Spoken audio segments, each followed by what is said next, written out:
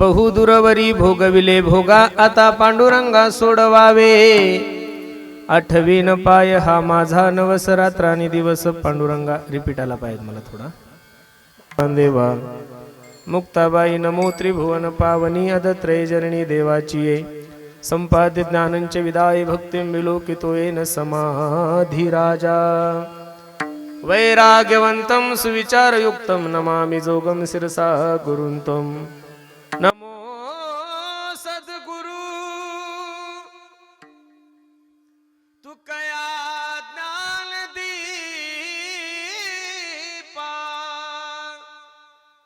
नमो सद्गुरु सच्चिदानंद रूपा. नमो सद्गुरु भक्त कल्याण मूर्ती. नमो सद्गुरु भास्करा पूर्ण कीर्ती. सेवे लागी सेवक झालो, तुमच्या लागलो निज चरणा. अहो स्वामी तुकया देवा यावरी न करावा अव्हेरू. एक वेळ करिया दुःखा वेगळे, दुरितांचे जाळे उगवणी. आठवीन पाय हा माझा, नवस रात्रानी दिवस पांडुरंगा. प्रस्तुत प्राप्त प्रसंगी प्राप्त वेळी. चिंतन रूपी सेवेसाठी जो निवडलेला अभंग आहे, हा जगद्गुरु जगतमान्य देहूचे सुप्रसिद्ध साधू वैराग्याचे महामेरू असणारे ज्ञानेश्वर तुकोबराय यांचा हा 4 चरणाचा अभंग असून, या अभंगामध्ये माझे जगद्गुरु तुकोबराय पांडुरंग परमात्म्याच्या दरबारामध्ये उभे राहून आपल्या जीवनातली एक छोटस दुःख पांडुरंग परमात्माच्या समोर तुकोबराय व्यक्त करतात. अभंगावर काही चिंतन करण्यापूर्वी, अभंगाचा प्रतिपाद्य विषय तुम्हा सर्व मायबापा समोर ठेवण्यापूर्वी थोडासा परिहार द्यायचा तो असा. भव्य दिव्य स्वरूपाचा हा एक दिवशी कीर्तन महोत्सव काय कारणानं आहे, काय निमित्तानं आहे, तुम्हा सर्व मंडळीला ज्ञात जरी असलं तरी सांगण्यासाठी तुम्ही मला बोलवलंय. बरोबर आहे का नाही? वैकुंठवासी कैलासवासी आमचे समाधान भाऊ सावळे यांच्या पुण्यतिथी निमित्त, त्यांच्या वर्षश्राद्धानिमित्त हा भव्य दिव्य स्वरूपाचा कार्यक्रम आहे. आणि त्या निमित्तानं तुम्हा सर्व मायबापाच्या दर्शनाचा योग माझ्या जीवनामध्ये प्राप्त झालाय. खूप सुंदर चिंतन नियोजन तुम्ही सर्व मंडळींनी केलंय. अगदी थोड्या वेळामध्ये या अभंगाची भूमिका मला तुम्हा सर्व मंडळी समोर ठेवायची. थोडं लक्ष द्या फक्त माझ्या कीर्तनाकडे. जेवढा वेळ तुम्ही मला दिला तेवढ्या वेळेत मला तुमच्याकडून फक्त एकच गोष्ट अपेक्षित आहे, तिचं नाव आहे शांतता. बरोबर आहे का नाही? व्याख्यान ही पद्धत वेगळी आहे, पुढाऱ्याचं भाषण ही एक पद्धत वेगळी आहे, आणि कीर्तन ही पद्धत वेगळी आहे. कीर्तन करत असताना तुम्हा सर्व लोकांचं लक्ष माझ्याकडे केंद्रित करण्यासाठी माझं किती रक्त जळतं हे तुम्ही मला काही जरी दिलं तरी ते नाही परत येऊ शकत. कारण कीर्तनाची एक मर्यादा आहे. खूप सुंदर नियोजन तुम्ही सर्व मंडळींनी केलं. पहिलं तर आमच्या विवेक भाऊंना आणि राहुल दादाला द्यावे तेवढे धन्यवाद. खूप सुंदर नियोजन तुम्ही सर्व मंडळींनी केलं. माही भाऊ, मला समाधान भाऊचा जास्त काही परिचय आलेला नाहीये. थोडा आला तोही अण्णामुळे आलेला आहे.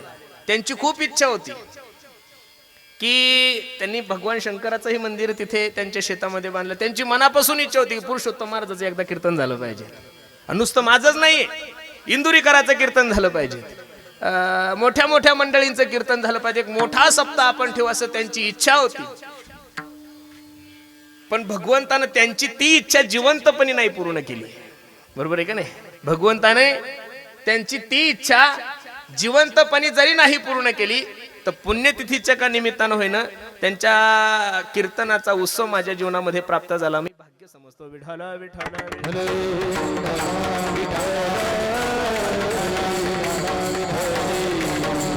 या जगाचा एक नियम आहे, या प्रकृतीचा एक नियम, या निसर्गाचा एक नियम आहे. मायबाप थोडं लक्ष द्या फक्त माझ्या कीर्तनाकडे. जो व्यक्ती जन्माला आला त्याला जावंच लागणार आहे, मग तो कोणी असू द्या. जाण्याचा दिनांक वेगळा आहे, जाण्याची तारीख वेगळी आहे, जाण्याचं ठिकाण वेगळं आहे, जाण्याचं कारण वेगळं आहे.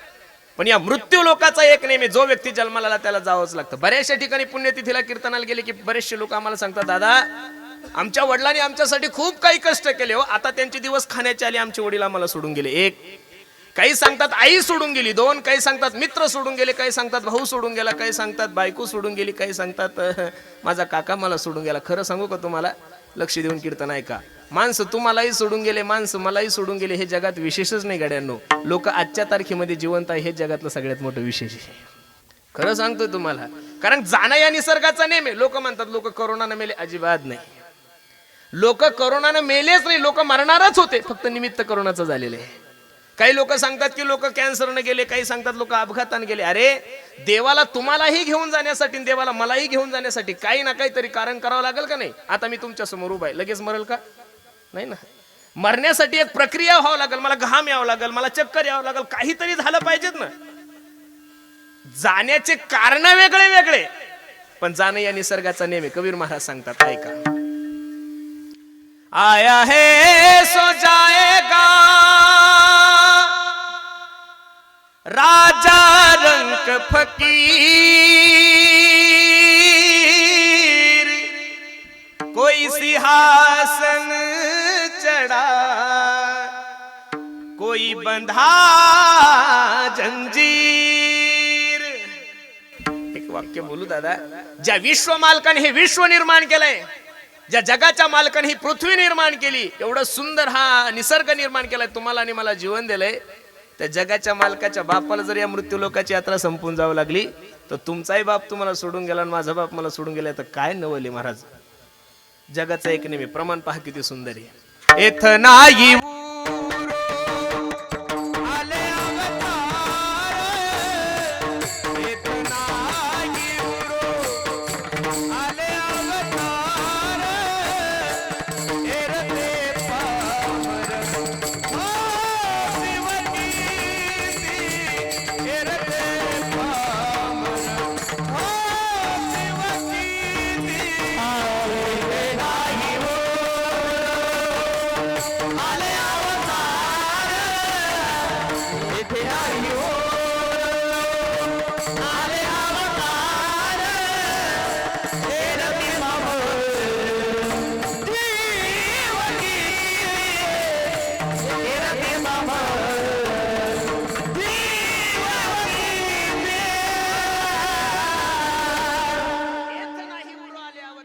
ते पामर जीव केली. जाणं या निसर्गाचा नेम आहे, जाणं या प्रकृतीचा नेम आहे. माझी सर्वांना विनंती गड्यांनो, जाणं तुमच्याही हातात नाही, जाणं माझ्याही हातात नाही. मलाही माहिती आणि तुम्हालाही माहिती. कीर्तन लक्ष देऊन ऐका.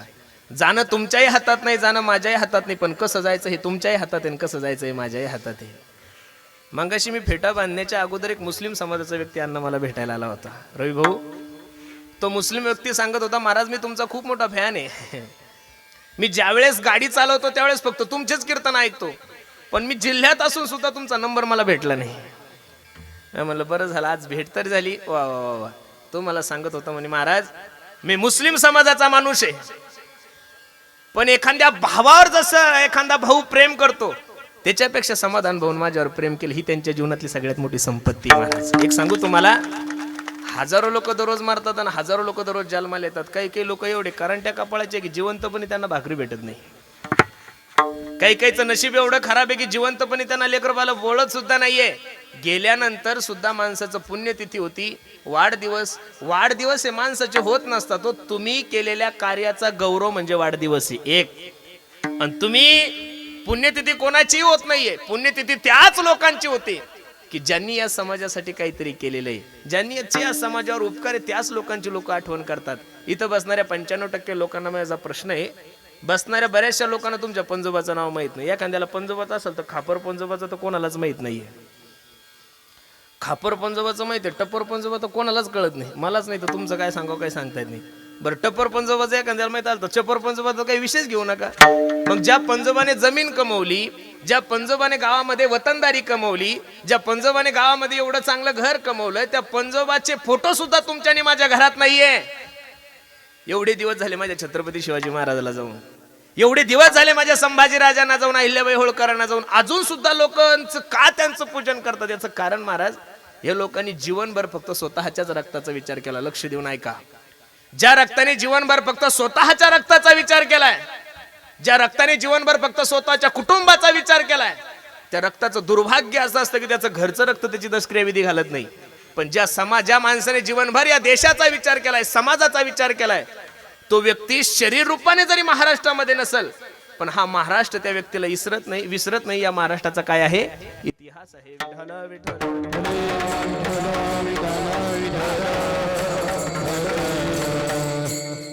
मला जीवन जगण्याचं एक छोटंसं सूत्र सांगतात, किती गोडे पहा. कबीरा कबीरा हो कबीरा,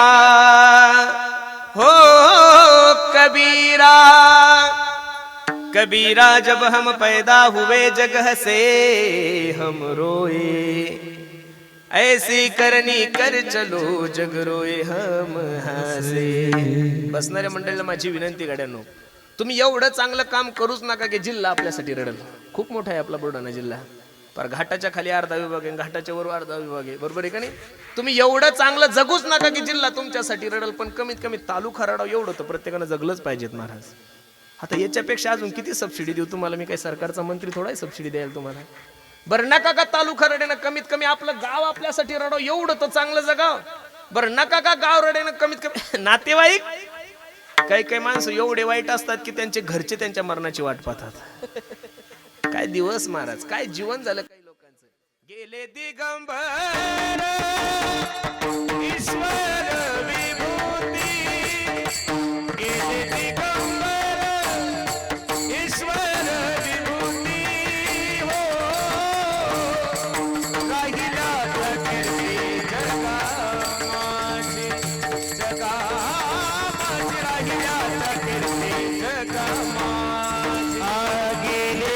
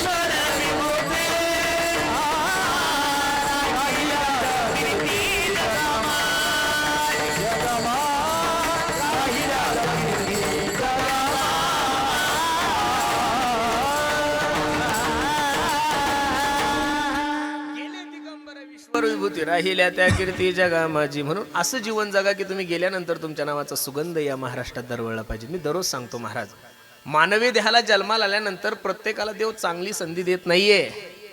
कोणत्याही क्षेत्रामध्ये तुम्ही चांगलं काम करा, पण ते काम एवढं चांगलं करा की गेल्यानंतर लोकांना हुरहुर वाटली पाहिजे तुमच्या जाण्याची. महाराज मी खरं सांगू तुम्हाला, अगदी एका गरीब कुटुंबामध्ये जन्म झालेला आहे आमच्या समाधान भाऊचा. काही अशी काही लय मोठी परंपरा आहे, काही बाप दादे लय श्रीमंत आहे असं नाहीये महाराज. पेपर वाटण्याचं काम केलेलं आहे, दूध वाटण्याचं काम केलंय, पण एवढ्या गरिबीतून काही काही लोकांच्या जीवनात मरेपर्यंत संघर्षच असतो महाराज, बरोबर आहे का नाही. पण एवढ्या कमी दिवसामध्ये असं क्षेत्र नाहीये की त्या क्षेत्रात त्यांचा मित्र नाहीये महाराज, बरोबर आहे का नाही. आज जर कीर्तनात तुम्ही पाहिलं तर सर्व पक्षी लोक इथं हजर आहे महाराज, बरोबर आहे का नाही. पत्रकार मंडळी असतील, राजकीय क्षेत्रातले मंडळी असतील. आमच्या रवी भाऊन मग असे सांगितलं की मागच्या मोर्चाला ते हजर होते, बरोबर आहे का नाही. प्रत्येक क्षेत्रातला माणूस त्यांनी जवळ केला. माणूस म्हणून माझं तर त्यांच्या जवळ काही जास्त जाणं झालं नाही, परिचय कमी होता. पण जोही माणूस मला भेटला आज, त्या माणसाने फक्त एवढंच सांगितलं की मैत्री मधला राजा माणूस जर कोण असेल तर समाधान भाऊ होते, बरोबर आहे का नाही. ही त्यांनी त्यांच्या जीवनातली कमवलेली संपत्ती. महाराज जाणं या निसर्गाचा नियम आहे, प्रत्येकाला जावंच लागतं. फक्त जाताना असं जा की तुम्ही गेल्यानंतर तुमची उत्तम कीर्ती या जगामध्ये शिल्लक राहिली पाहिजे. उत्तमची बुरे कीर्ती मागे, कीर्ती मागे, उत्तमची बुरे कीर्ती मागे, कीर्ती मागे, उत्तमची बुरे कीर्ती मागे, कीर्ती मागे, उत्तमची बुरे कीर्ती मागे. तुका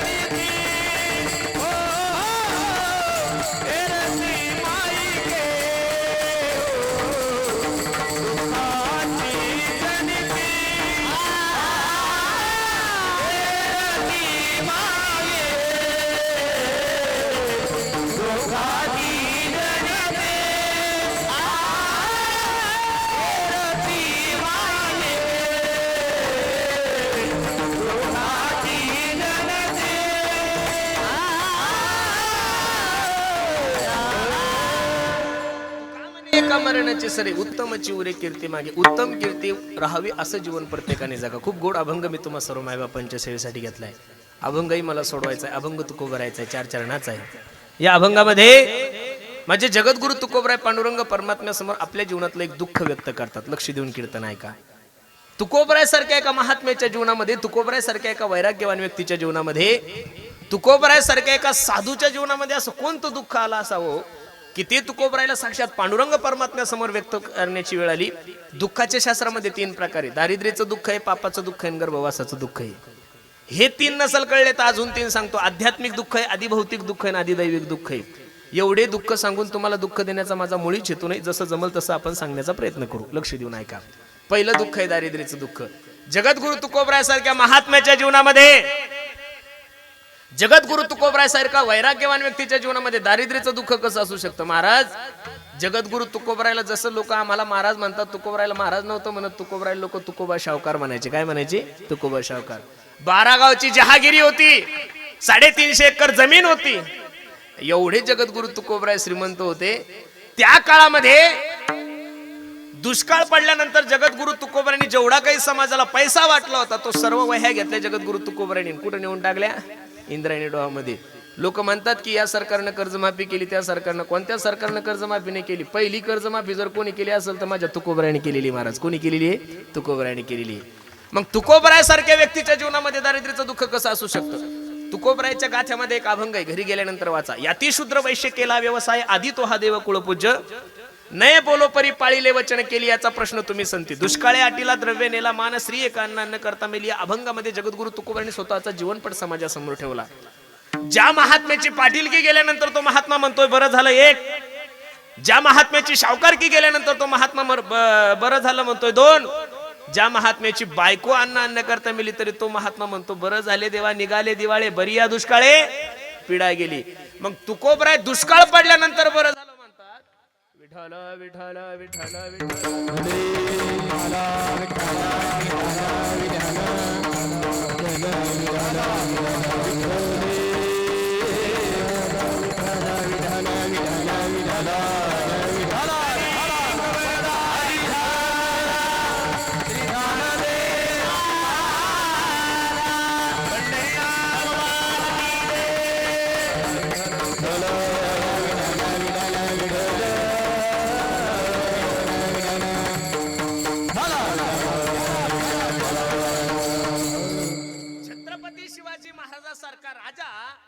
लक्ष देऊन ऐका.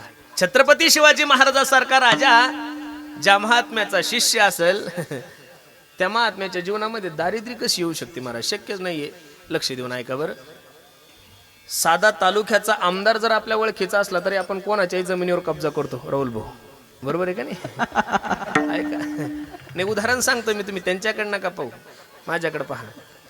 मला आनंद आत्ता कुठं मला हे जिल्ह्यातले पुढारी ओळखायला लागले, हा पुरुषोत्तम आपल्या जिल्ह्यातला आहे म्हणून. बरोबर आहे का नाही? आपला जिल्हा तसा महाराष्ट्रात 1 नंबरचा जिल्हा आहे महाराज, खरं सांगतो तुम्हाला.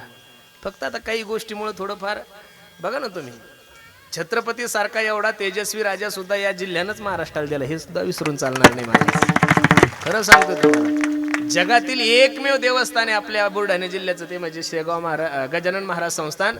अख्ख्या जगानं त्या संस्थांचा आदर्श घ्यावा. विठ्ठल विठ्ठल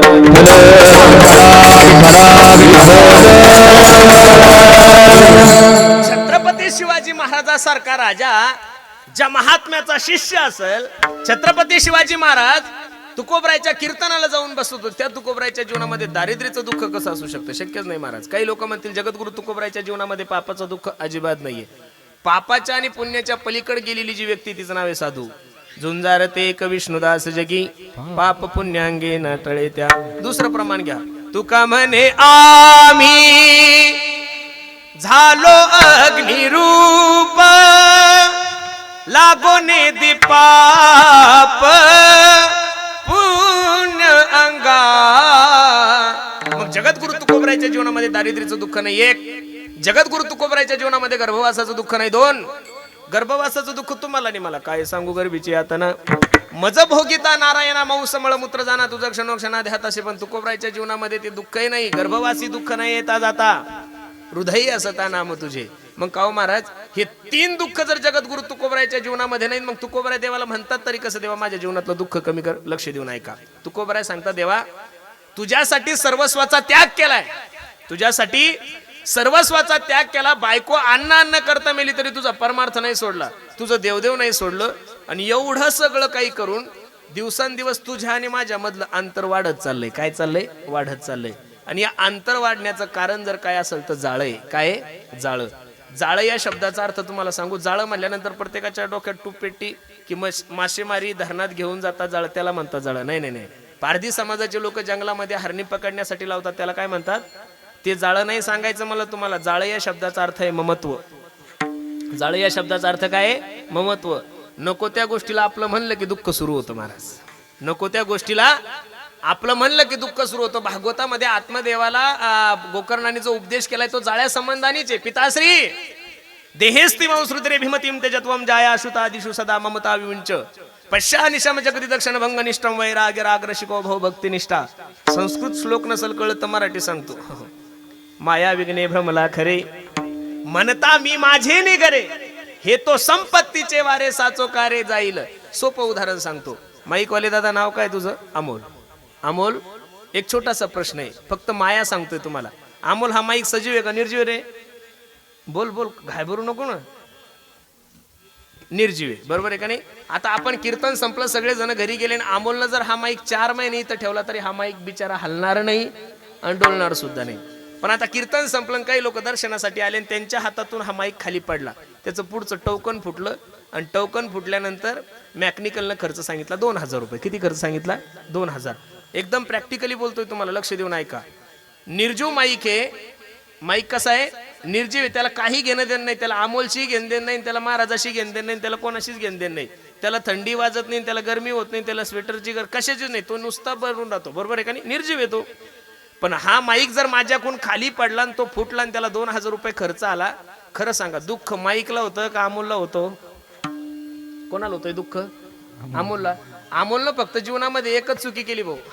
अमोल काय म्हणला? हा माईक माझा आहे. काय म्हणला अमोल? जिथं माझं आलं तिथं दुःख सुरू होतं. मग बसणाऱ्या मंडळीला एवढीच विनंती आहे, निर्जीव माईक बंद पडला तर अमोलला दुःख होतंय, ते बी सजीव अमोलला. मग खरं सांगा, सजीव बायको आजारी पडल्यानंतर आपली काय परिस्थिती होत असेल महाराज? नको त्या गोष्टीला तुम्ही आपलंसं म्हणलं की दुःख सुरू होतं. हल्ली तेच झालेलं आहे महाराज.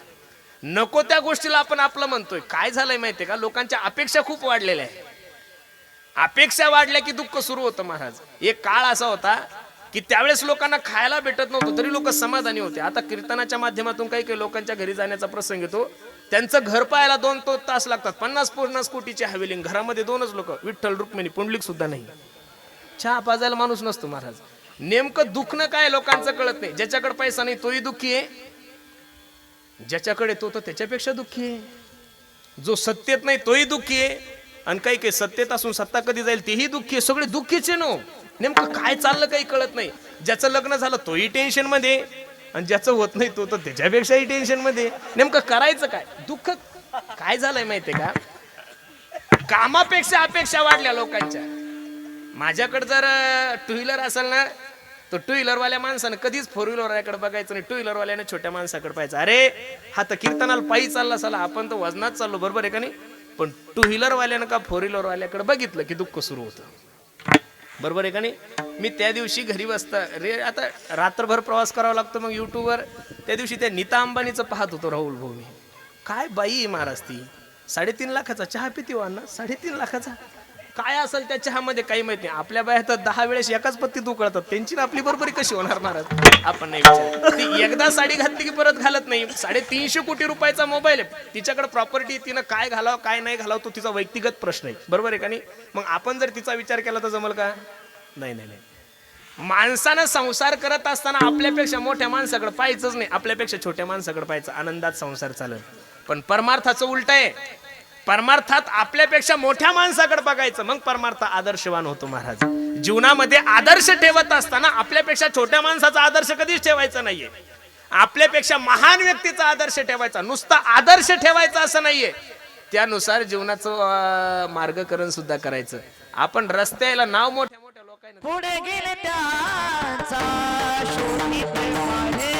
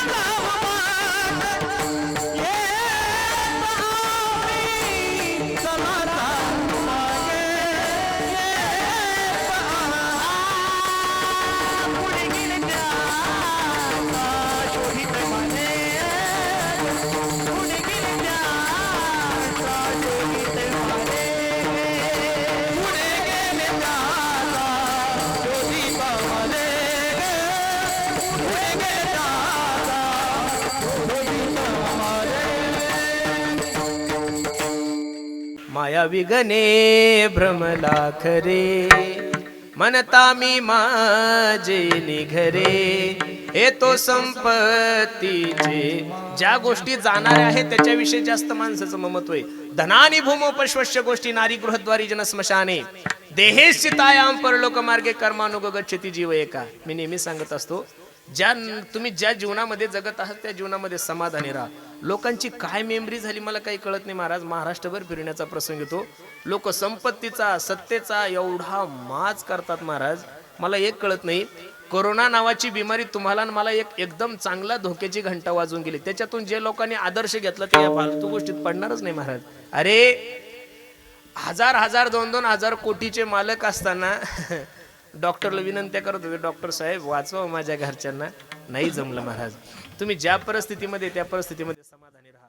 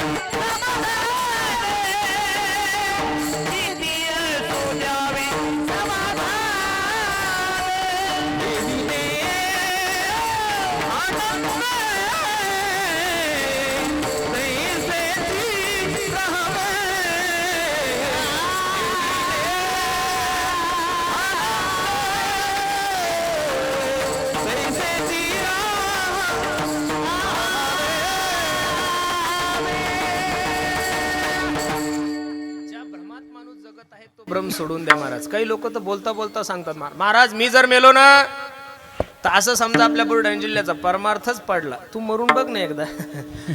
असं बोलतो तो लोक. मला एक सांगायचंय, पूर्वीचे वयस्कर लोक म्हणायचे इंदिरा गांधी गेल्या भारताचं कसं होईल. काही झालं नाही महाराज भारताचं. इंदिरा गांधी गेले तर सोनिया गांधी आलाच ना, भारत का बंद पडला का. सोनिया गांधी गेले, मोदी साहेब आले, तेही उद्या जाण्याची वेळ आलेली. कोणीतरी येणारच आहे ना. या जगाचा एक नियम आहे ज्याच्यात नित्य बदल होतो. जिथं कोणा वाचून काही राहत नाही त्याला जग म्हणतात.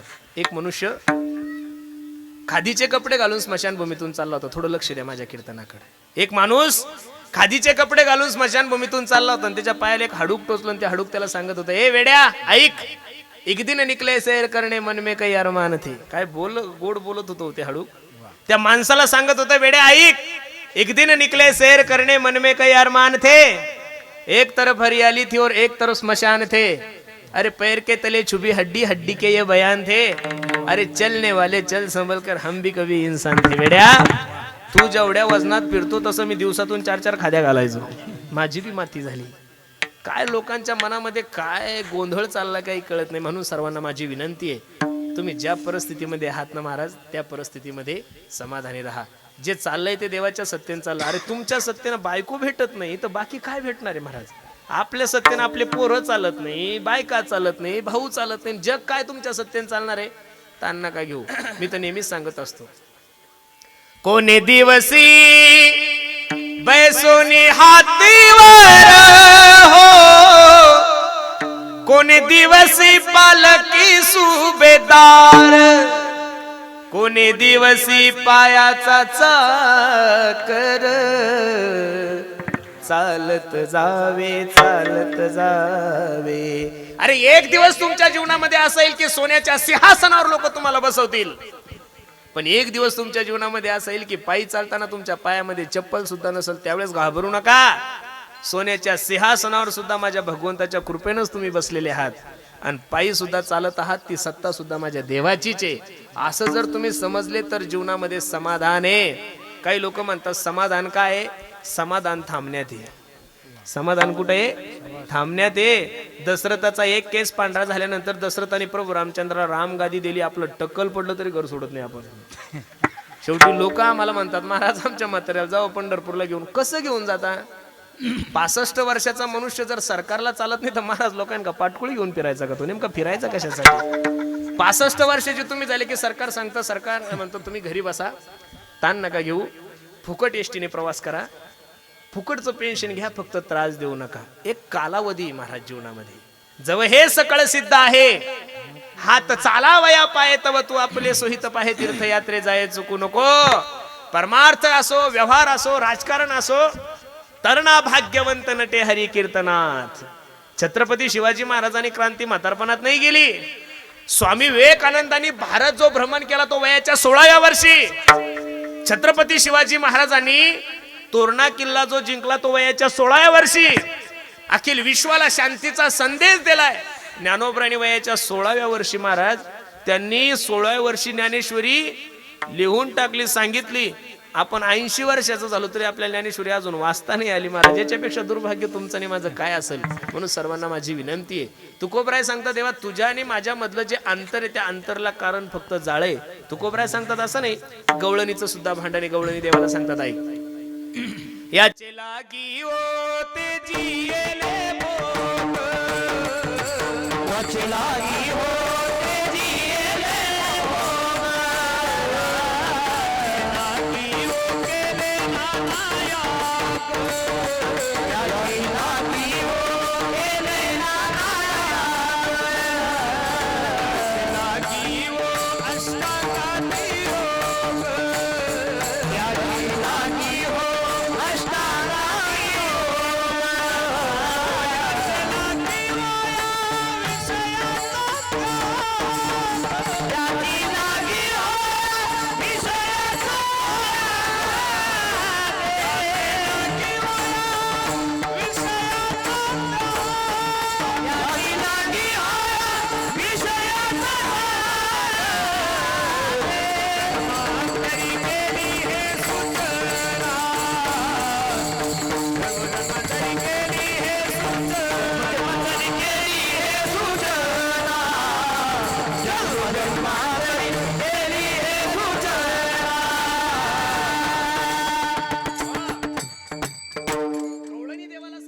तुझ्यासाठी आम्ही काय नाही केलं. खरं सांगू का महाराज,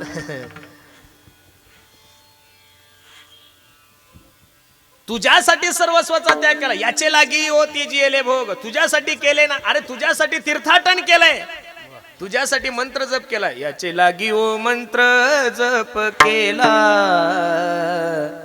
याचे लागी ओ वेदांत पाहिला. आणि एवढं करून जर तू आमची कृपाच आमच्यावर होत नसेल. तुकोबरायच्या गाथ्यामध्ये एक प्रकरण आहे, धमकी प्रकरण म्हणतात त्याला. काय म्हणतात? धमकी प्रकरण. आपण जसं एखाद्या माणसाला धमकी देतो, ए तू ऐकतो का नाही माझं, नाही तर तुझी माझ्याशी गाठ आहे, तसं तुकोबराय सांगतात ए देवा अबे तू कसा आहे आम्हाला माहिती बे. काय म्हणतात तुकोबराय? अबे तू दिसायला एक नंबरचा काळा आहे तरी आम्ही लोकांना सांगतो राजस सुकुमार मदनाचा पुतळा. अभि तू दिसायला काळा असून आम्ही लोकांना गोरा सांगतोय. आमचा जगाचा मालक, आवडे हे रूप पाहता श्रीमुख, सगळं तुझं वर्णन करतो. देवा एक नंबरचा चोट्टा आहे बे तू. तुकोबरा देवाला सांगतात एक नंबरचा चोट्टा आहे, चुरा चुरा कर माखन खाया. तरी आम्ही लोकांना काय सांगतो माहितीये का? उदार तो हरी ऐसी कीर्ती चराचरी, अनंत हे थोरी गरजता ती पोवाडे. खरं सांगू का महाराज, भगवंत आहे म्हणून भगवंताला किंमत आहे असं नाहीये. संत आहे म्हणून भगवंताला किंमत आहे महाराज. तुम्ही सर्व राजकीय क्षेत्रातले मंडळी इथं बसलेले आहात. तुम्ही आमदार आहेत म्हणून तुम्हाला किंमत नाही. तुम्ही जिल्हा परिषद सदस्य आहे म्हणून तुम्हाला किंमत नाही. तुम्ही खासदार आहे म्हणून तुम्हाला किंमत नाहीये. तुमच्या कार्यकर्त्यामुळे तुम्हाला किंमत आहे महाराज. कारण की तुम्ही कसे आहात हे समाजापुढे जे सांगतात ते कार्यकर्ते सांगतात ना महाराज. एक माणूस प्रत्येक ठिकाणी जाऊ शकत नाही. तुकोबरा देवाला सांगतात अबे देवा तू काळा आहे ना रे. बर तू जर म्हणशील मी लय उंच कुळामध्ये, तुझं काय देवा आम्हाला माहिती. कोणी म्हणे देवकीचा, कोणी म्हणे वसुदेवाचा.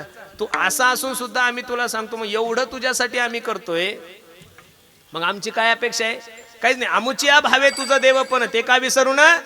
समर्थासी नाही उपकार स्मरण दिले आठवण वाचून या. देवा अपेक्षा फक्त एवढीच आहे की तू आम्हाला प्रेम सुख द्यावं. काय द्यावं? प्रेम सुख द्यावं. देवा, रात्रंदिवस तुझं सेवा करून, तुझे चिंतन करून जर आमच्या जीवनामध्ये तू दिवसांदिवस दूर जात असेल तर हे दुःख जगद्गुरु तुकोबरायच्या जीवनामध्ये होतं. आणि ते तुकोबराय देवाला सांगतात, पांडुरंगा ऐक, एवढं दुःख माझ्या जीवनामधून दुःख वेगळं कर. ही विनंती तुकोबराय अभंगाच्या एक वेळ तरी या दुःखा वेगळे, एक वेळ तरी या दुःखा वेगळे, एक वेळ तरी या दुःखा वेगळे,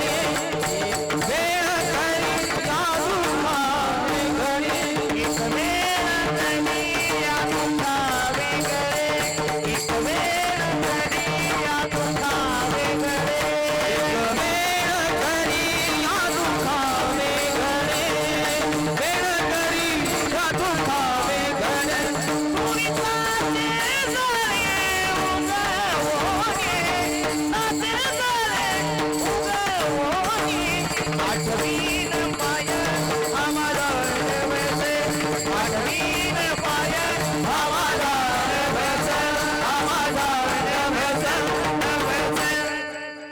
जगद्गुरु तुकोबराय देवाला सांगतात, देवा माझ्या जीवनातलं दुःख कमी कर. एक वेळ करी या दुःखा वेगळे, दुरितांचे जाळे उगवणी. जे जगद्गुरु तुकोबरायच्या जीवनामध्ये दुःख होतं ते तुमच्या आणि माझ्या जीवनामध्ये नाहीये. तुमच्या आणि माझ्या जीवनामध्ये कशाचं दुःख असेल काही सांगता येत नाही. किती देव हुशार आहे महाराज. मी तर कधी कधी देवाला सलाम करतो, देवा तुझ्यासारखा बुद्धिमान जगात कोणीच नाही महाराज. देवानं जगातल्या प्रत्येक माणसाला अपूर्ण ठेवलेलं आहे महाराज, परिपूर्ण कोणालाच ठेवलेलं नाहीये. लता दिदींसारखी गायिका या जगाच्या पाठीवर परत जन्माला येणारच नाही महाराज. 98 वर्ष जगली ती माय माऊली, पण कंठामध्ये सरस्वती होती महाराज. बरोबर आहे का नाही? एवढं सुंदर गाणं होतं, पण जेवढं सुंदर गाणं होतं तेवढं सुंदर रूप नव्हतं महाराज.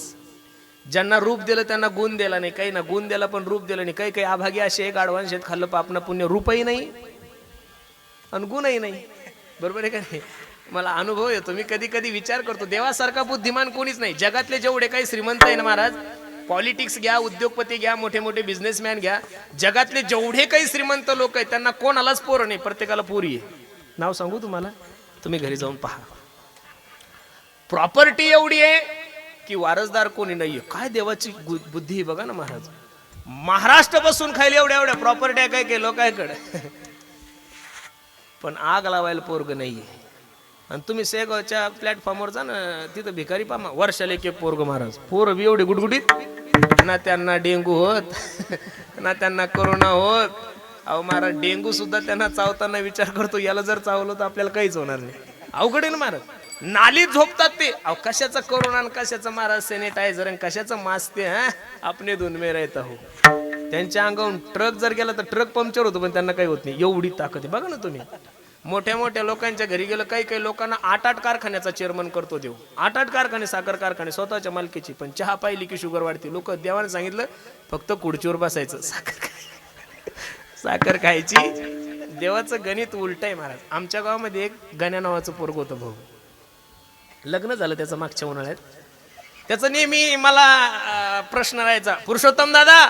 मी म्हणायचो काय रे गण्या?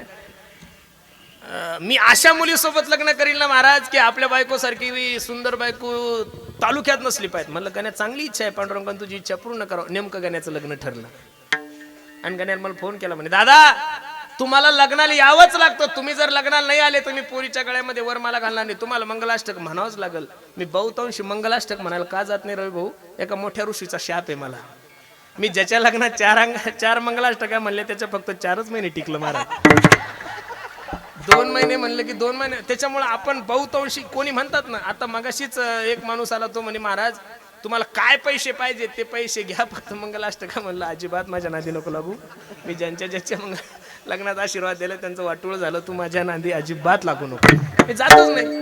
आणि नेमकं गण्याने मला फोन केला, म्हणलं दादा अमुक अमुक तारीख आहे, संध्याकाळी 7:30चं लग्न आहे, तुम्हाला यावंच लागतं. मी सकाळचं कीर्तन किरण गण्याच्या लग्नाला गेलो. हिवाळ्याचे दिवस होते. एवढी कडाडीची थंडी पडलेली होती. लोक अंगावर घेऊन लग्नाला आले होते. आणि मी शेवटच्या मंगलाष्टकाला गेलो. बामण काका माझ्याकडे पाहिलं, म्हणलं शहाणपणा करू नको म्हणून घेतो. तरी पण बामणाला कुठं दम निघतो. त्याने दिलाच माईक माझ्या हातात. शेवटचं मग तदेव लग्नम सुरदम तदेव ताराबलम चंद्रबलम तदेव विद्याबलम चंद्रबलम तदेव लक्ष्मीपते दे मनसा स्मरामी. झालं लग्न झालं. मग मी गण्याला भेटायला गेलो. म्हणलं वा वा गण्या अभिनंदन, एकदाच तुझं लग्न झालं गड्या. गण्याला भेटलो 10 मिनिटांनी मग त्याच्या बायकोला भेटायला म्हणलं दे ना वहिनीची ओळख करून. मग गेलो. मी खोटं सांगत नाही, कीर्तनात देवानं गण्याच्या नशिबात असं काळं डांबर टाकलं की काला मीन्स काला, फक्त दातच पांढरे होते. गण्याला म्हणलं हे कसं रे असं, म्हणे दादा हे असंच आहे. जे पाहिजे ते भेटत नाही, नकोय ते भेटल्याशिवाय राहत. अरे जगातल्या कोणत्याच माणसाला असं वाटत नाही माझं जीवन दुःखात जावं, पण दुःख भेटल्याशिवाय राहत नाही एक. आणि प्रत्येकाला सुख हवं आहे. लहान, अरे ज्या पोराला सुख कुठं करायची शी कुठं करायची याची अक्कल नाही, ते सुद्धा मारुती रायाच्या मंदिरात गेलं तरी देव बाप्पाला म्हणतो, देव बाप्पा मला सुखाचं ठेव.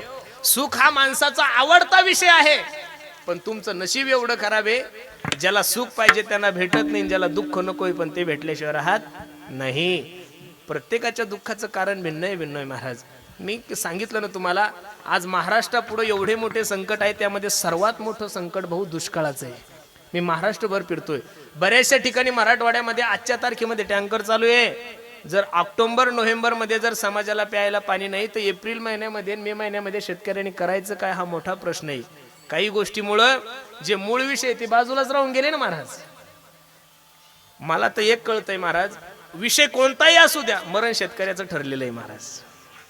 दुष्काळ पडला तरी शेतकरीच मरणार, करोना आला तरी शेतकरीच मरणार, ओला जरी पडला तरी शेतकरीच मरणार, आणि कोरडा जरी पडला तरी पॉलिसी ठरलेली महाराज. श्रीमंत लोकांनी श्रीमंत राहायचं आणि गरीब लोकांनी गरीब राहायचं. पण एक सांगू का महाराज, जोपर्यंत श्रीमंत मनुष्य गरीब लोकांमध्ये येऊन बसत नाही, तोपर्यंत त्याची श्रीमंतीच शोभून दिसत नाही महाराज. खरं सांगतो तुम्हाला.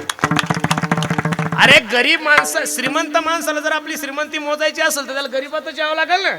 शावकार जर शावकारात गेले तर कोण कोणाला शावकार म्हणायचं, हा मोठा प्रश्न आहे ना. शावकार जर शावकाराच्या घरी गेले तर कोणी कोणाला शावकार म्हणायचं. शावकाराला जर आपली संपत्ती मोजायची असेल, शावकाराला जर आपली श्रीमंती मोजायची असेल, तर महाराष्ट्रातल्या नव्हे देशातल्या प्रत्येक शावकाराने कधीतरी गरीबामध्ये येऊन पाहिलं पाहिजेत महाराज. मी खरं सांगू का, समुद्र अथांग आहे, समुद्रासारखा विशाल या जगामध्ये काहीच नाही. आतापर्यंत त्याची लांबी रुंदी कोणाला कळली नाही, खोली सुद्धा कळली नाही. पण समुद्राचं दुर्भाग्य असं आहे, समुद्रावर प्रवास करत असताना माणसाला पाणी घरचं घेऊन जावं लागतं. हे समुद्रातलं सगळ्यात मोठं दुःख आहे. म्हणून माझी विनंती आहे, श्रीमंताला जर असं वाटतं ना लोकांनी आपल्याला श्रीमंत म्हणावं, त्यानं कधीतरी गरीबामध्ये गेलं पाहिजे ना हो. अरे चांगल्या लोकांना किंमत चांगल्यामुळं नाही, जगात वाईट लोक आहे म्हणून लोकांना चांगल्या लोकांना किंमत आहे. सगळेच गोऱ्या लोकांनी जास्त खुश होण्याचं कारण नाही. जगात काळे म्हणून लोक तुमच्या थोबडकडे पाहतात, सगळेच जर नेपाळवानी गोरे झाले तर कोण कोणाकडे पाहायचं, हा एक मोठा प्रश्न आहे ना. अरे जगात येडे लोक आहे म्हणूनच चांगल्यांना किंमत आहे, जगात व्यसनाधीन लोक आहे म्हणून तर माळकऱ्यांना किंमत आहे ना. जगात अज्ञानी आहे म्हणून ज्ञानी लोकांना किंमत आहे. म्हणून प्रत्येकाचं दुःख भिन्न भिन्न आहे महाराज. कोई तन दुखी, कोई मन दुखी, कोई धरवीन रहत उदास, थोडे थोडे सब दुखी सुखी राम के दास. आणि ते दुःख जर तुम्हाला आणि मला जीवनामध्ये घालवायचं असेल तर निश्चित माणसाने जीवनामध्ये आपलं दुःख देवाला सांगितलं पाहिजे. तुमचा आणि माझा विश्वास कमी आहे महाराज. शेवटचे पर्याय ठरल्यानंतर मनुष्य देवाकडे जातो. तुम्हाला एवढं जरी कळलं पाहिजेत, अरे किती जगातला मोठा डॉक्टर असू द्या, ऑपरेशन झाल्यानंतर जो त्यावेळेस ऑपरेशन थिएटरच्या बाहेर येतो त्यावेळेस ते पेशंटचे लोक विचारतात, पेशंटचे घरचे, हो सांगा ना आमच्या घरच्यांची तब्येत कशी आहे. त्यावेळेस डॉक्टरच्या मुखातून पहिला शब्द निघतो, हे बघा मला जेवढे प्रयत्न करता आले तेवढे मी केले, आता या पेशंटला वाचवायची जबाबदारी कोणाची आहे. मग तुमच्या आणि माझ्या जीवनातला शेवटचा पर्याय जर देव आहे तर तुमच्या आणि माझ्या जीवनातला पहिला पर्याय देव का नसावा. माझी विनंती तुम्हाला. एका माणसाची डोक्याची सीर ब्लॉकेज झाली भाऊ, संभाजीनगरच्या सगळ्यात मोठ्या महागड्या हॉस्पिटलमध्ये त्याला भरती केलं. 4 तास त्याच्यावर ऑपरेशन झालं. ऑपरेशन थिएटरच्या बाहेर ज्यावेळेस त्याला काढलं, त्याचं बिल काढलं होतं डॉक्टरनी 15 लाख रुपये. 15 लाख रुपये बिल पाहिल्यानंतर तो माळकरी म्हातारा होता, जोऱ्या जोऱ्यात त्यानं टाहो फोडला, रडायला लागला. डॉक्टर माळकरी होता. डॉक्टरने आवाज दिला, ओ बाबा ऐका ना. तो बाबा म्हणला काय. हे बघा तुम्ही माझ्या आजोबा सारखे, 15 लाख रुपये बिल तुम्हाला थोडं जास्त वाटत आलं, त्यातलं मी 5-6 लाख रुपये कमी करतो, फक्त तुम्ही रडू नका. ते म्हातारा हसलं आणि त्या डॉक्टरला सांगत होता, अरे वेड्या माझी 40 एकर जमीन समृद्धी महामार्गात गेलेली आहे. काय म्हणलं म्हातारा डॉक्टरला, माझी 40 एकर जमीन समृद्धी महामार्गात गेलेली आहे आणि एकच पोरग आहे मला, ते बी माळकरी आहे. 4-5 कोटी रुपये माझ्या अकाउंटला पडून आहे. तू जर 50 लाख रुपये बिल काढलं असतं ना तर 2 मिनिटात मी ते बिल पे केलं असतं, एवढी ताकद आहे माझ्यात. मग बाबा एवढे जर तुम्ही श्रीमंत आहात तर ते 15 लाख रुपये बिल पाहून तुम्ही रडता का. त्या म्हाताऱ्याने जे डॉक्टरला उत्तर दिलं तेवढं उत्तर घेऊन घरी जा, मी समजेल माझं कीर्तन सार्थक झालं. डॉक्टरला ते म्हातारं सांगत होतं, डॉक्टर साहेब 4 तास ICU मध्ये माझं शरीर सांभाळलं होतं मी, तर माझ्या शरीराचं मेंटेनन्स तुम्ही 15 लाख रुपये काढलं. वयाच्या 85 वर्षापर्यंत माझ्या देवानं मला सांभाळलं, पण 1 रुपया मेंटेनन्स घेतलं नाही. हे दुःख माझ्या जीवनामध्ये. नळपट्टी भरली नाही तर तुम्हाला ग्रामपंचायतला उभा राहता येत नाही. हा नियम आहे ग्रामपंचायतचा. लाईट बिल जर नाही भरलं तर मीटर कापतात तुमचं वायर देऊन. ऐका, सकाळी 6:30 वाजता सूर्य उगवतो, संध्याकाळी 5:30 वाजता मावळतोय. कधी तुम्हाला आतापर्यंत सूर्याने कधी लाईट बिल पाठवलं का महाराज? माझी विनंती आहे, एखादा दारूचा दुकानदार ज्यावेळेस दुकान उघडतो ना महाराज, तर पहिली अगरबत्ती देवाला लावतो तो भाऊ, आणि देवाला विनंती करतो, देवा हात जर खानदानी बेवडे येऊ दे गड्या. बरोबर आहे का नाही? धंदा आहे ना त्याचा. तो काय त्याचा धंदा आहे तो. अरे एखादा मांसाहार करणारा, थांबा थांबा, एखादा मांसाहार करणारा मनुष्य असू द्या, तो मांस विकत असू द्या, पण ज्यावेळेस बकरी कापतो, लटकवतो, त्यावेळेस तो पहिली अगरबत्ती, तो अल्लाला मानत असेल, कोणाला मानत असेल, तो पहिली अगरबत्ती लावतो, देवाला सांगतो, देवा माझा व्यवसाय चांगला होऊ दे. मला एवढंच सांगायचं तुम्हाला, दारूचा दुकानदार जर सुरुवात देवापासून करत असेल, एक चोर जर चोरी करण्यासाठी गेला तर पहिलं महादेवाला नारळ पडतो, महादेवा सगळे लोक कीर्तनाला एखादं चांगलं घर सापडू दे. बरोबर आहे का नाही? मग लोक चोरी करण्यासाठी जर चालले तर देवापासून सुरुवात करतात.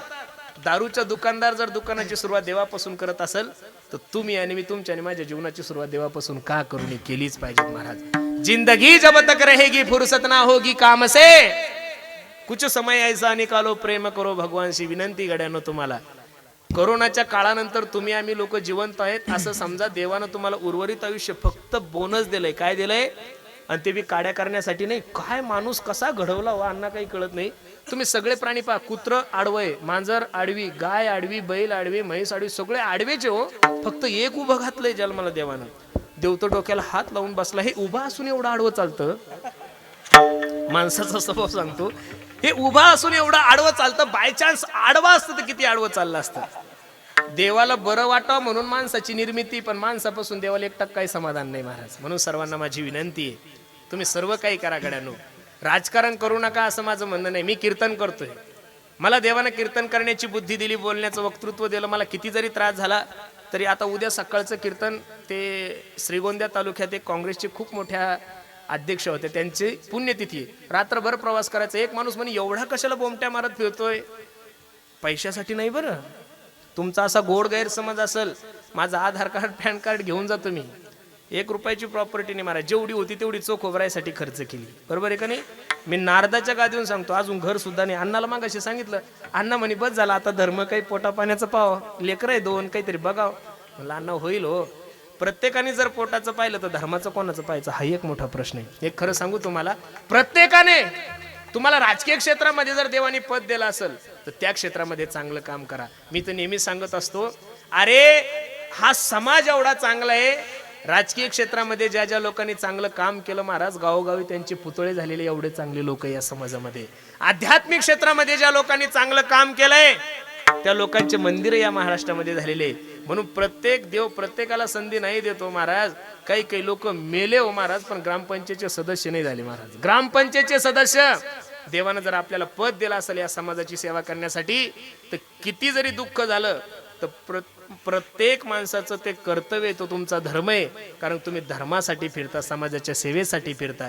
त्या त्या क्षेत्रामध्ये चांगलं काम करा. निश्चित मी तर नेहमी सांगत असतो, किसी के काम जो आए उसे इंसान कहते हैं, पराया दर्द जो अपनाए उसे इंसान कहते हैं. ये दुनिया एक उलझन है, कई धोखा कई ठोकर, कोई हंस हंस के जीता है, कोई जीता है रो रो कर. मुश्किल में संभल जाए उसे इंसान कहते हैं. तुमच्या प्रवासामध्ये जर जास्त अडचणी निर्माण व्हायला लागल्या ना, तर समजून चालव तुम्ही योग्य दिशेने प्रवास करत आहात. कोणत्या दिशेनं प्रवास करत आहात? अरे हायवे रोड म्हटल्यानंतर गतिरोधक येणारच आहे. मग गतिरोधक आले म्हणून माणसानं प्रवास थांबवायचा असं नाहीये. चांगलं काम करणाऱ्या माणसाने आपलं चांगलं काम करत राहायचं. अरे समाजाने तुमच्या कामाची दखल घ्यावी, एवढं चांगलं काम करताच कशाला? समाज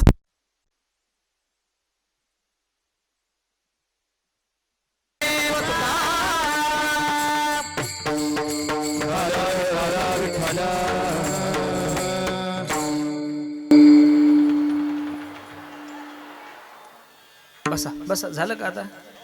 काही काही मस्त बिचाऱ्याने तंबाखू खाऊन घेतली, काही काही निघून बी गेले. वा बरं आहे, लाईटीचे उपकार आहे. एक वेळ करी या दुःखा वेगळे दुरितांचे जाळे उगवणी, आठवीन पाय हा माझा नवस रात्रानी दिवस पांडुरंगा, बहुदुरवरी भोगविले भोगा आता पांडुरंगा सोडवावे, तुका म्हणे काया करीन कुरवंडी ओवाळून सांडी मस्तक हे, आठवीन पाय हा माझा नवस रात्रानी दिवस पांडुरंगा. अभंगाची सरळ भूमिका मी तुम्हा सर्व मंडळी समोर ठेवली. थोडं लक्ष द्या माझ्या कीर्तनाकडे. झालं आता फक्त 10 मिनिटं घेतो मी, ताण नका घेऊ. मला माहिती मी रात्रभर जरी कीर्तन केलं तरी तुम्ही काही सुधारणार. वा भाग्यवान आहे.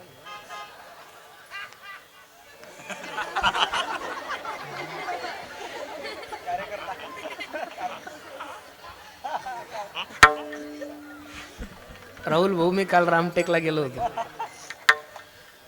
माझं कीर्तन होतं. मोठ्या माणसाने, आपले काँग्रेसचे एक माजी आमदार होते, त्यांनी कीर्तन ठेवलं होतं. आदल्या दिवशी गौतमी पाटलाच होतं, नंतर पुरुषोत्तम पाटलाच.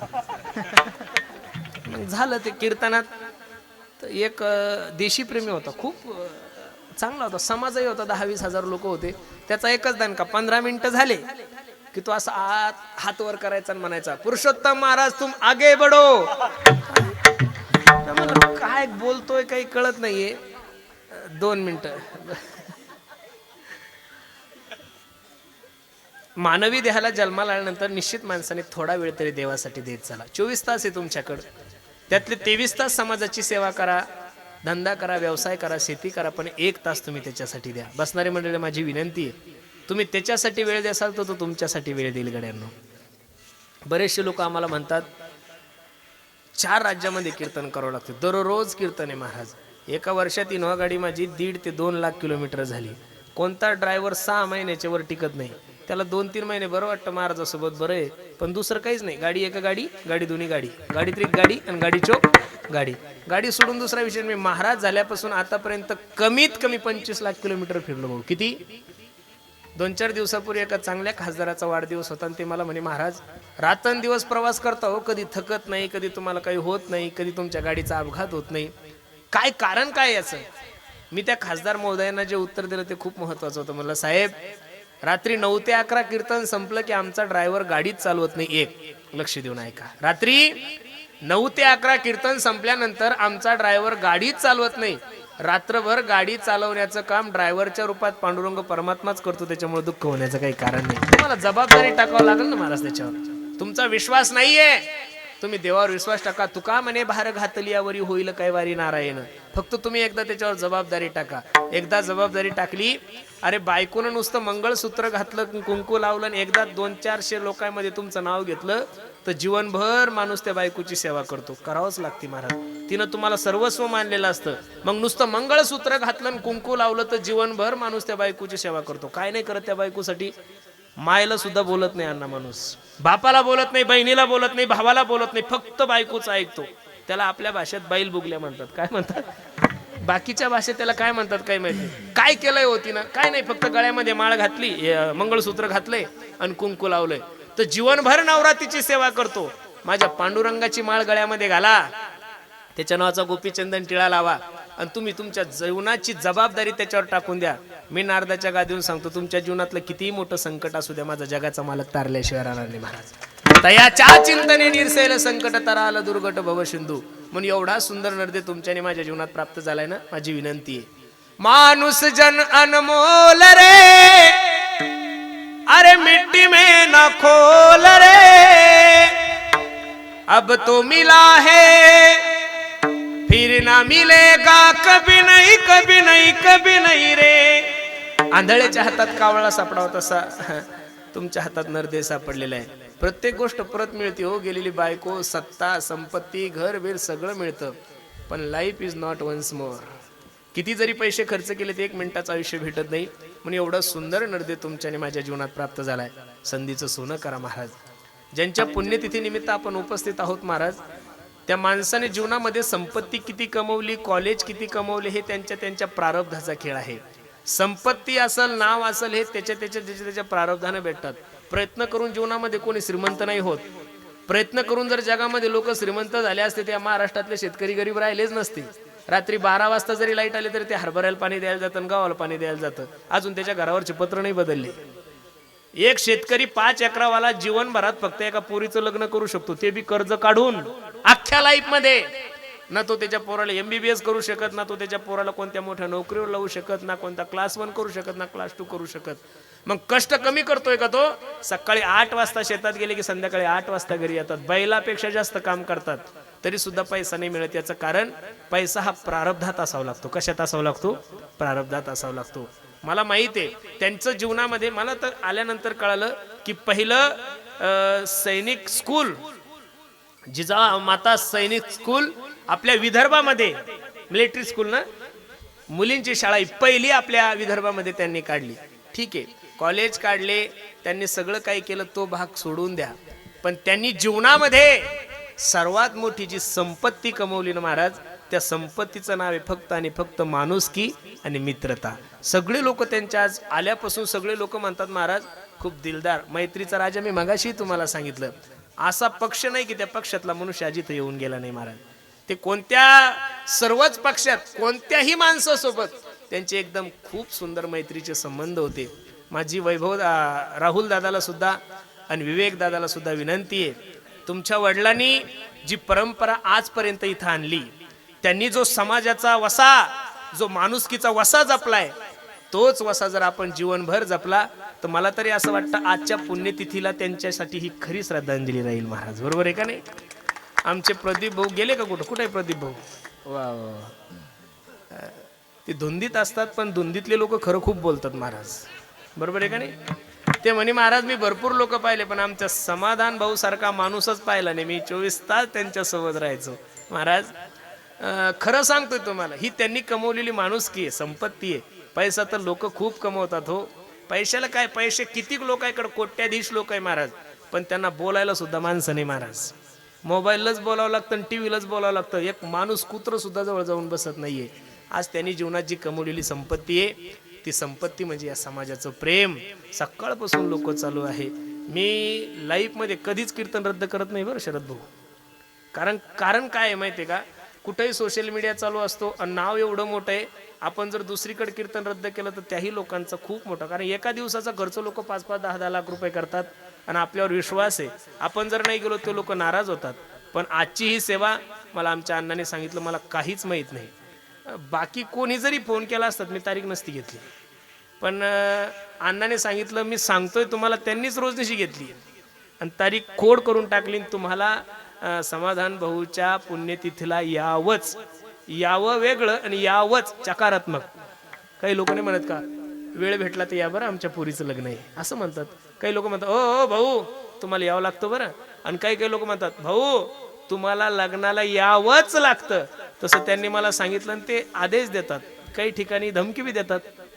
मी नेहमी सांगत असतो, मी आज एवढ्या मोठ्या क्षेत्रात आहे, आमचे अण्णाचे एक बुलढाणा जिल्ह्यात अशी व्यक्ती आहे की माझं थोडं जरी चुकलं त्यांना कधी सहन होत नव्हतं.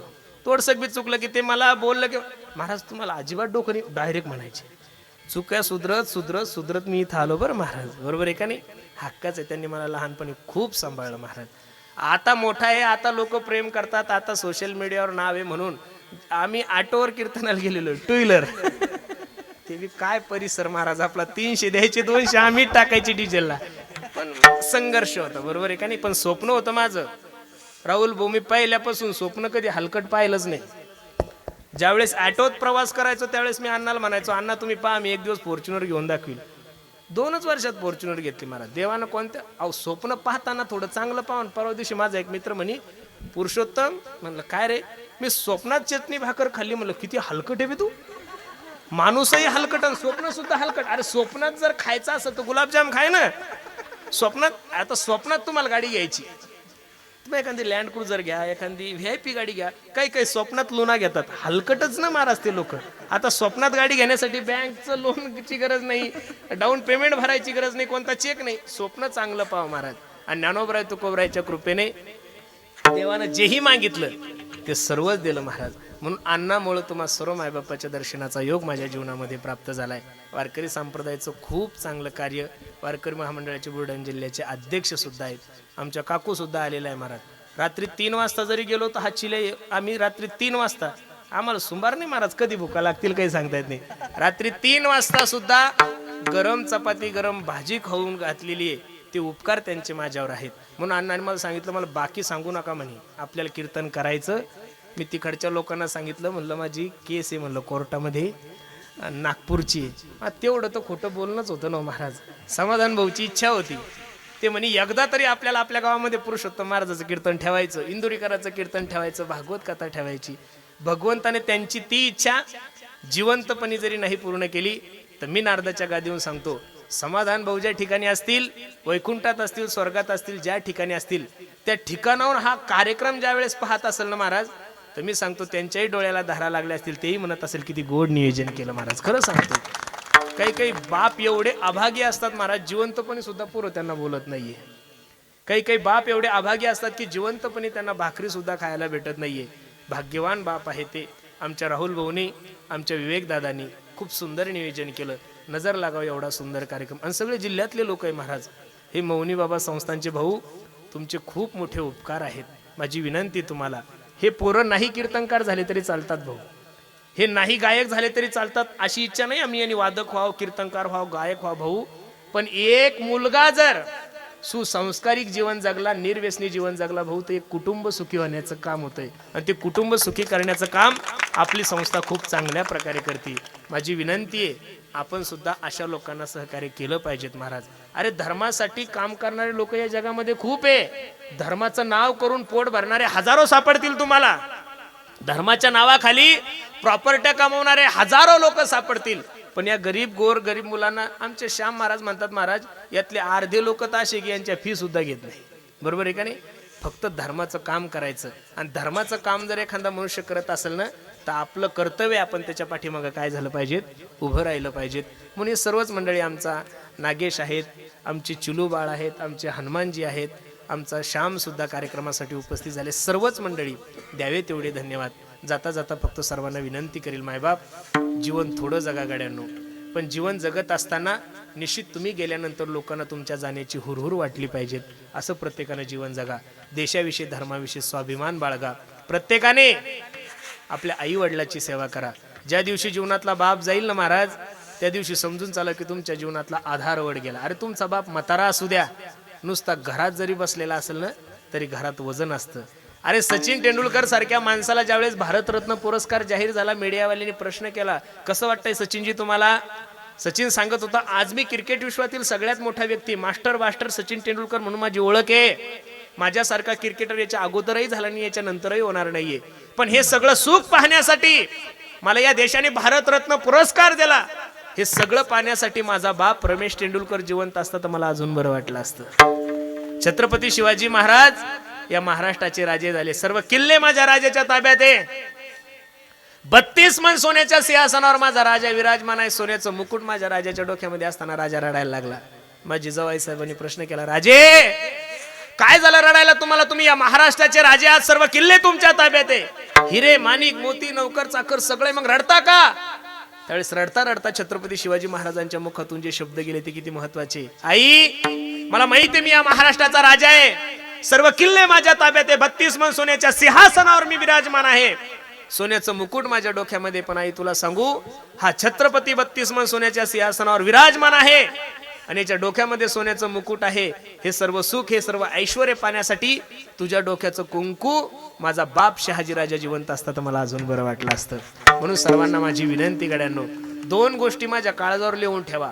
परमार्थ करणाऱ्या माणसाने पाप करायला भ्या एक, आणि संसार करणाऱ्या माणसाने आपल्या बापाला भ्या. दुसरं काही करायची गरजच नाही गड्यांनो. आईचे उपकार जगात भरपूर आहे. तिने 9 महिने 9 दिवस तुम्हाला तिच्या गर्भामध्ये वागवलेले असतात. पण बापाचे उपकार भरपूर आहे, फक्त बिचारा कधीच पडद्यावर आला नाही, तो पडद्याच्या मागे काम करतो. आई मला भूक लागली म्हणल्यानंतर ताट वाढून देणारी आई सर्व जगात प्रसिद्ध झाली. आई मला भूक लागली म्हणल्यानंतर ताट वाढून देणारी आई सर्व जगात प्रसिद्ध झाली. पण रात्री 12ला लाईट आल्यानंतर गव्हाला पाणी देणारा बाप तुमच्याही लक्षात आला नाही, माझ्याही लक्षात आला नाही. बाप कळला पाहिजे तुम्हाला. आई रुपया दे म्हणल्यानंतर पाकिटातून रुपया देणारी आई सर्व जगात प्रसिद्ध झाली. ए आई रुपया दे म्हणल्यानंतर पाकिटातून 1 रुपया काढून देणारी आई सर्व जगात प्रसिद्ध झाली. पण 50, 60, 70 हजार रुपये तुमच्या शाळेची फी भरणारा बाप तुमच्याही लक्षात आला नाही, माझ्याही लक्षात आला नाही. अरे सचिन तेंडुलकर तुमच्या नात्याचा ना गोत्याचा सचिन तेंडुलकर या स्टंपाचा त्या स्टंपावर पळाला तर अख्ख्या देशानं त्याच्यासाठी टाळ्या वाजवल्या. पण भर चैत्र महिन्यामध्ये उन्हाळ्याच्या दिवसामध्ये रखरखत्या उन्हामध्ये या धुऱ्याचा त्या धुऱ्यावर तुमच्या बापानं वा क्रमांक एवढे येडे मारले. कधी तुम्ही तुमच्या बापासाठी टाळी वाजवली का? एक सांगू, जीवनामध्ये 4 वेळेस बाप रडतो. पहिल्यांदा बाप रडतो ज्या दिवशी एकूण त्या एक मुलीचा साखरपुडा होईल. दुसऱ्यांदा बाप रडतो ज्या दिवशी एकूण ती एक मुलगी सासरला जाते. तिसऱ्यांदा बाप रडतो ज्या दिवशी तरुणपणात मुलगी विधवा होते. आणि चौथ्यांदा बाप रडतो ज्या पोरांसाठी सगळं काही करायचं ते पोरं ज्यावेळेस माणसाला घराच्या बाहेर काढून देतात ना त्यावेळेस निश्चित बापाला दुःख होतं. म्हणून सर्वांना माझी विनंती आहे, मुंबई पुण्यासारख्या ठिकाणी जर गेले, माझ्या जीवनातला प्रसंग आहे भाऊ. मागच्या महिन्यामध्ये मी पनवेलला कीर्तनाला गेलो होतो. एक मोठा व्यक्ती आहे, पनवेलच्या एअरपोर्ट जवळ त्याची 1000 एकर जमीन आहे भाऊ. 25 ते 30 हजार करोडचा मालक येतो. 30-30, 50-50 लाख एका गुंठेची किंमत. एवढा मोठा श्रीमंत मनुष्य. मी घरी गेल्यानंतर चहा पिला आणि तो ढसा रडायला लागला. म्हणलं काय झालं, ओळख नाही पाळख नाही, एवढं का रडताय तुम्ही? तो म्हणला म्हणे महाराज मला एकुलता एक मुलगा आहे. म्हणलं बर बर चांगली गोष्ट आहे. तो अमेरिकेला डॉक्टर आहे म्हणे महाराज. आणि अमेरिकेचे जे 5 टॉप डॉक्टर आहे त्याच्यामध्ये माझा मुलगा दुसऱ्या नंबरचा आहे. 2 महिने झाली हो त्याची आई मरण पावली. आम्ही त्याला फोन केला, ए बाळ्या स्वतःच प्लेन करून तू ये, कारण तुझ्या आईचं खूप मोठं प्रेम होतं तुझ्यावर.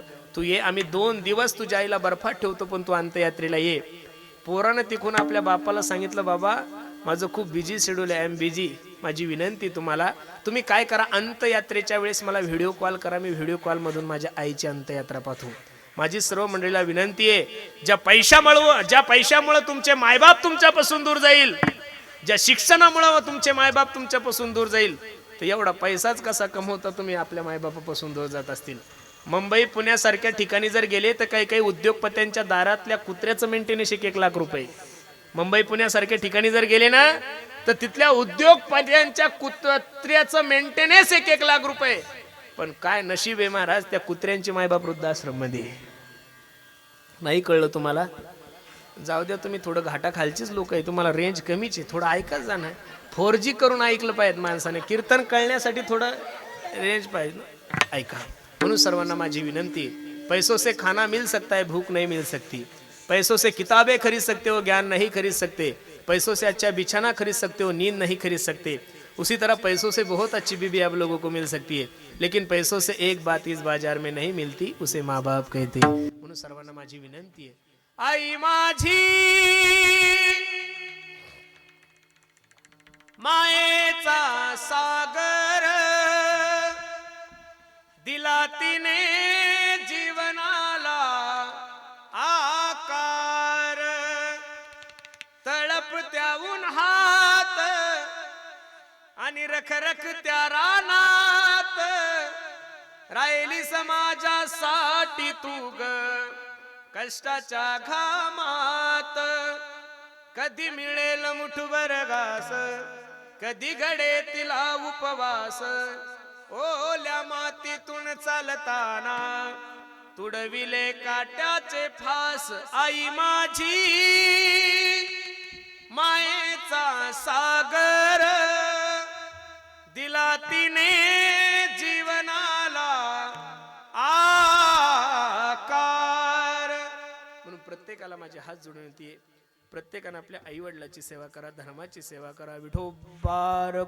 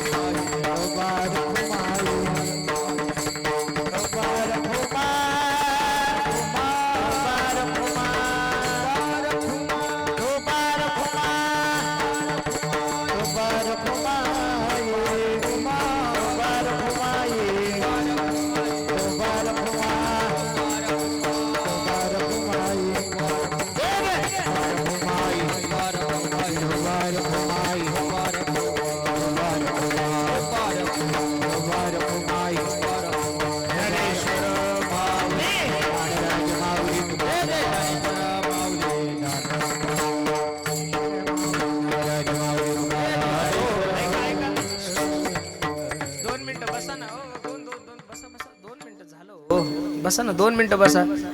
काय घरी जाऊन काय करणार आहे तुम्ही? काही कलेक्टर बी नाही बरं. काही उद्या काही जिल्ह्याची नियोजन समितीची बैठक आहे म्हणून तुम्हाला काही ताण आहे. बसा ना 2 मिनिटं बसा जाओ. काय लोकांची काही कळत नाही मानसिकता. अजिबात नाही.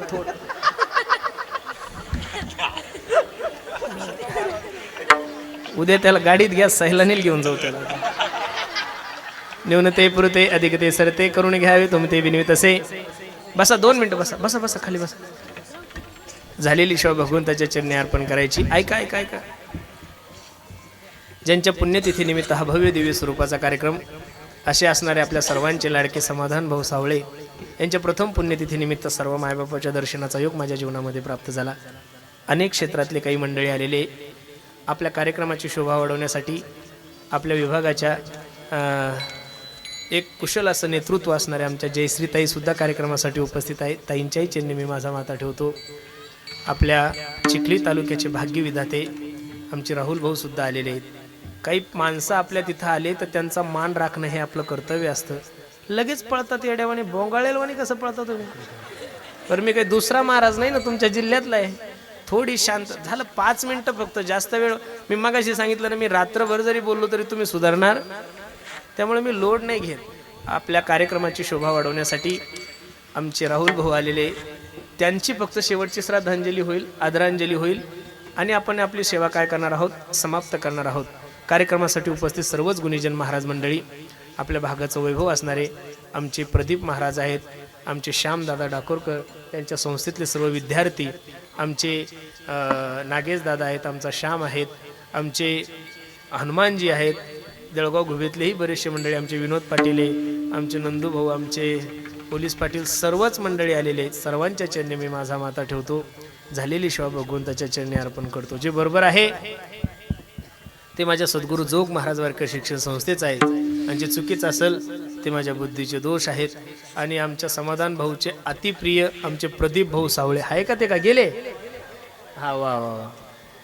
ते म्हणजे शान आहे कीर्तनाची, बरोबर आहे का? प्रदीप भाऊ सुद्धा आहे, ज्यांच्यामुळे मला तुमच्या दर्शनाचा योग आला. आमच्यावर नेहमी योग्य असं मार्गदर्शन करणारे आमचे दामू अण्णा आहेत, त्यांच्यामुळेच तुमच्या सर्वांच्या दर्शनाचा योग माझ्या जीवनामध्ये प्राप्त झाला आहे. म्हणून सर्वांच्या चरणी मी माझा माथा ठेवतो. वाणीला पूर्ण विराम देतो. फक्त 2 मिनिटात भाऊ आभारही मानतील आणि 2 शब्द श्रद्धांजली समाधान भावना देतील. नंतर आपला कार्यक्रम समाप्त होईल. या भाऊ. ते कीर्तन तुम्ही आम्ही सगळ्यांनीच ऐकलं. पुरुषोत्तम महाराज आपल्या मातृतीर्थ बुलढाणा जिल्ह्याचे आहेत. आज खरं तर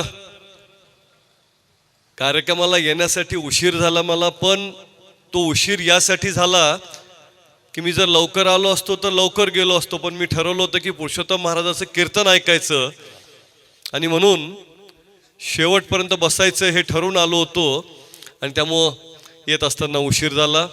मी आपल्या सगळ्यांची दिलगिरी व्यक्त करतो. अत्यंत सुंदर अप्रतिम श्रवणीय असं कीर्तन महाराजांचं तुम्ही आम्ही सगळ्यांनी ऐकलं. मी अनेक महाराजांचं कीर्तन ऐकलंय, पण पुरुषोत्तम महाराजांची शैली अत्यंत वेगळी, अत्यंत अप्रतिम असं त्यांचं कीर्तन. आणि मला सर्वाधिक त्यांचं काय आवडतं तर त्यांचा अत्यंत गोड गळा, अत्यंत सुंदर असा आवाज त्यांचा. एकदा जोरदार टाळ्या सगळ्यांनी होऊन जाऊ द्या त्यांच्यासाठी. आज आमचे मित्र स्वर्गीय समाधान पाटील यांचं प्रथम पुण्यस्मरण. समाधान पाटील म्हणजे एक अत्यंत दिलदार असं व्यक्तिमत्व, एक आगळंवेगळं असं व्यक्तिमत्व. मैत्रीच्या दुनियेतला राजा असं अनेकांना आजकाल म्हटलं जातं, पण खऱ्या अर्थाने जर ते कोणासाठी म्हटलं पाहिजे तर ते समाधान पाटलासाठी. जीवनामध्ये त्यांनी काय केलं त्यापेक्षा त्यांनी वेगवेगळ्या क्षेत्रातले मित्र जे जोपासले, ते मित्र जोपासण्याची त्यांची जी कला ती त्यांनी कुठून शिकली हे मी सातत्याने त्यांनी विचारत राहिलो, पण मला ते कधी समजलं नाही. प्रचंड ऐश्वर्य त्यांचं, म्हणजे त्यांची मैत्री, त्यांची जोपासलेली त्यांनी मैत्री.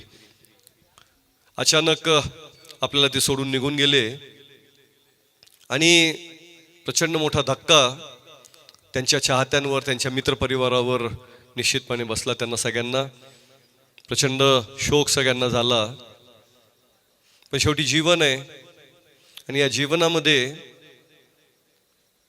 जे काही जीवन म्हणजे क्षणभंगूर असतं, नश्वर असतं आपलं सगळं शरीर, पण शरीर जरी नश्वर असलं तरी आत्मा मात्र अमर आहे असं म्हणतात.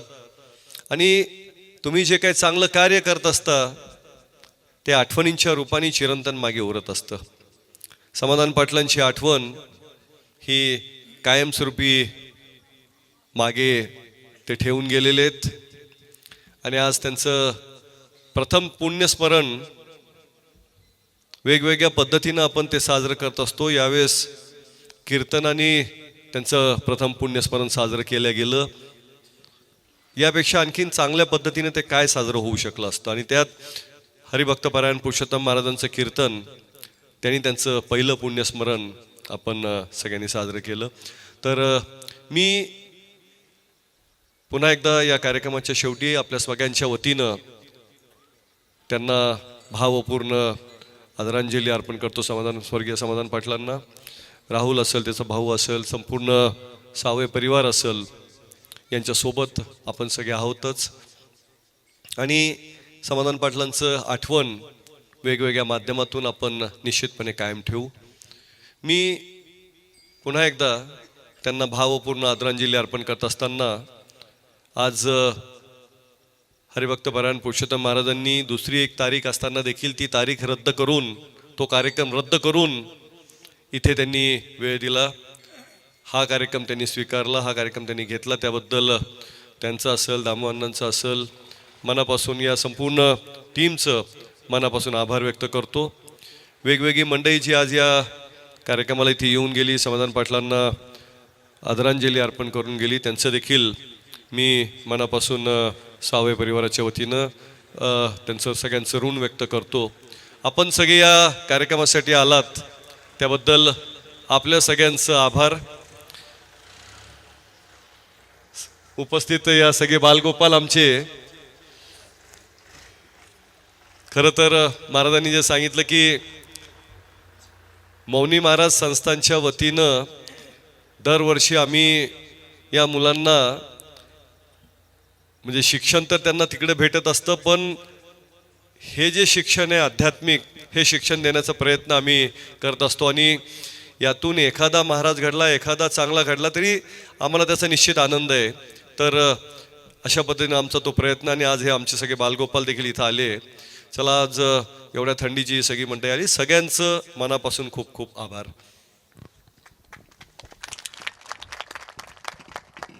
अख्खा महाराष्ट्र हा जो कार्यक्रम पाहत आहेत असे असणारे आमच्या मराठी हॉस्पिटलचे मालक आमचे शरददादा शिंदे, तेही कार्यक्रमासाठी उपस्थित आहेत. आणि ज्यांनी हा आवाज तुम्हा सर्वांना एवढा गोड दिला, तेवढा गोड माझा आवाज नाही, पण माईक मुळे आला. बरोबर आहे का नाही? आमचे अमोल दादा, त्याच्यासाठी सुद्धा सर्वांनी एकदा टाळी वाजवणार. म्हणून पुन्हा एकदा सर्वांच्या चरणी मी माझा माता ठेवतो, वाणीला पूर्ण विराम देतो. विठ्ठल जय जय.